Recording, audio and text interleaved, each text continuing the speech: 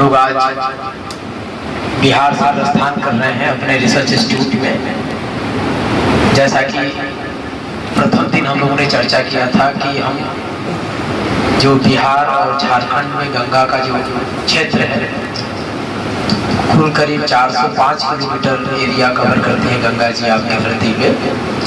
तो बिहार में हम लोगों ने 5 स्टडी साइट थे हमारे, जिसमें से रेवलगंज, पटना, बाढ़, बाहा चौकी, फरका और एक साइट थी हमारी झारखंड में साहिबगंज। इन 5 स्थानों से बिंदुओं से हम करीब 10 किलोमीटर के पेरीफेरी में मिट्टी, जल और औषधि पौधों के साथ साथ वहाँ के अन्य फ्लोरा का भी सैंपल लेकर के हम लोग अपने रिसर्च लेबोरेटरी की तरफ जा रहे हैं। इस दौरान मैं यह बताना चाहूँगा कि पूरे भ्रमण के दौरान, रिसर्च कार्य के दौरान हमें यहाँ की जनता से बहुत प्यार मिला।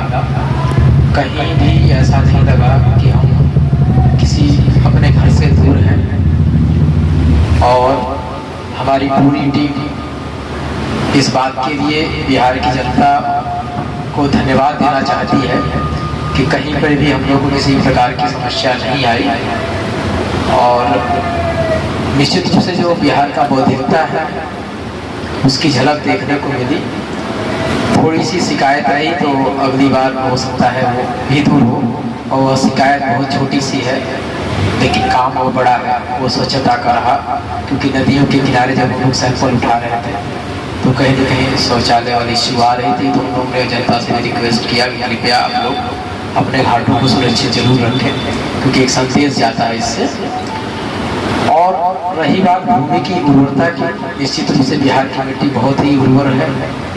थोड़ा सा ट्रेडिशनल किसानी को छोड़ करके अगर हम मेडिसिनल उत्पादन की तरफ जाएं तो किसानों की आर्थिक उन्नति का एक नया मार्ग बन सकता है। रासायनिक खेती, प्राकृतिक खेती, कार्बनिक खेती, इन सब के विषय में चर्चा करने से पहले हम लोग का जो एक एनालिसिस ये रहा कि कहीं न कहीं बिहार में मैक्सिमम कृषि जो है प्राकृतिक खेती ही है। कुछ किसान जो सब्जियों की खेती कर रहे हैं या बागों में फल उत्पादन कर रहे हैं, उनके द्वारा पेस्टिसाइड्स का प्रयोग हो रहा है। लेकिन जो गेहूँ या ट्रेडिशनल फसल की खेती कर रहे हैं वो बहुत कम केमिकल का प्रयोग कर रहे हैं। ये बड़ी अच्छी बात है। और पेस्टिसाइड्स को लेकर के किसानों के बीच में सही जानकारी न होने की वजह से भी वह इसके प्रभाव से अनभिज्ञ हैं। हम लोगों ने जहाँ जहाँ पे ट्रेनिंग किया, बातें किया, उनके वास्तविक प्रभाव से परिचित कराया और किसान इस बात से सहमत थे कि हम लोग को जानकारी का अभाव था, इसलिए ये कार्य कर रहे थे। भविष्य में जब भी हम पेस्टिसाइड का प्रयोग करेंगे तो आप उनकी बातों का ध्यान रखा जाएगा, क्योंकि ये हमारी अगली जनरेशन को भी कहीं न कहीं प्रभावित करती है। दूसरी बात ये रही कि हम लोग योग के माध्यम से स्वस्थ कैसे हुआ जा सकता है, इसके बारे में विस्तार से चर्चा के कुछ बिंदु भी बताए और उनको अपनी आदतों में लाने के लिए प्रेरित भी किया जगह जगह कैंप के माध्यम से। और तीसरी बात, जो औषधि प्रयोग उत्पादक हैं ऑलरेडी उनके वातावरण में प्रेजेंट हैं, आवश्यकता पड़ने पर उसका कैसे प्रयोग कर सकते हैं, इस पर भी चर्चा हुई। कुछ कॉमन औषधि पौधों के बारे में किसानों को अवगत कराया गया। और अंतिम रूप में हम लोग अपने धरती के डॉक्टर किट के माध्यम से बहुत कम समय में भूमि का परीक्षण कैसे कर सकते हैं, कितनी खाद की आवश्यकता है, कितनी नहीं है, इसका निर्धारण करके धरती में कितना खाद डालना है ये निर्णय ले सकते हैं। और जब इस सब की चर्चा हम किसानों के साथ साथ कुछ अधिकारीगण, कुछ जनप्रतिनिधि, उन लोगों से भी बात किया तो उन्होंने हमारे इस इन्वेंशन को, धरती के डॉक्टर को काफ़ी सराहा भी। और यह हम लोगों को भरोसा भी दिलाया कि भविष्य में हम चाहेंगे कि हमारे वहाँ ये सारी चीज़ें उपलब्ध हो पतंजलि रिसर्च इंस्टीट्यूट के माध्यम से, और हम इसका प्रयोग अपने किसान भाइयों के लिए कर सकें। पतंजलि योगपीठ हरिद्वार के तत्वाधान में रिसर्च फाउंडेशन पतंजलि योगपीठ के हमारे सभी वैज्ञानिकगण और संगठन की ओर से उनका मार्गदर्शन कर रहे आचार्य अखिलेशानंद जी, जिनके मार्गदर्शन में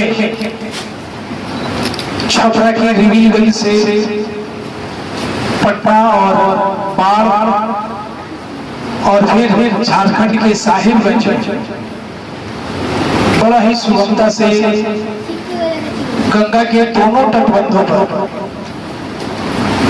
यह कार्य संपन्न हुआ और निश्चित रूप से आने वाले दिनों में हमारे वैज्ञानिक जो अनुसंधान किए हैं, जब ये रिपोर्ट आएगा तो सरकार निश्चित तौर पर एक ठोस योजना बना पाएगी ताकि हम गंगा से और वहाँ की मिट्टी और वहाँ की वनस्पतियों से हम लाभ ले सकेंगे।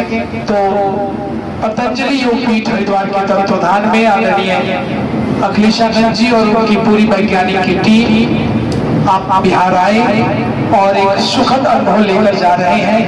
मैं बिहार संगठन की ओर से मैं आप सबको हार्दिक अभिनंदन स्वागत करता हूं और मैं धन्यवाद देता हूं पतंजलि योगपीठ को, परम पूज्य श्रद्धेय स्वामी जी और आचार्य जी को, जिन्होंने यह कार्य सरकार से पूरी विश्वसनीयता के साथ करने का मन बनाया, संकल्प किया। तो गुरु के चरणों में नमन वंदन करते हुए मैं पुनः हमारे वैज्ञानिक सभी आए, सबका मैं अभिनंदन स्वागत करता हूँ और कोई त्रुटि हुई हो तो ये मान करके कि वह मानवीय भूल थी, ऐसा मैं क्षमा याचना करते हुए वाणी को विराम देता हूँ। धन्यवाद।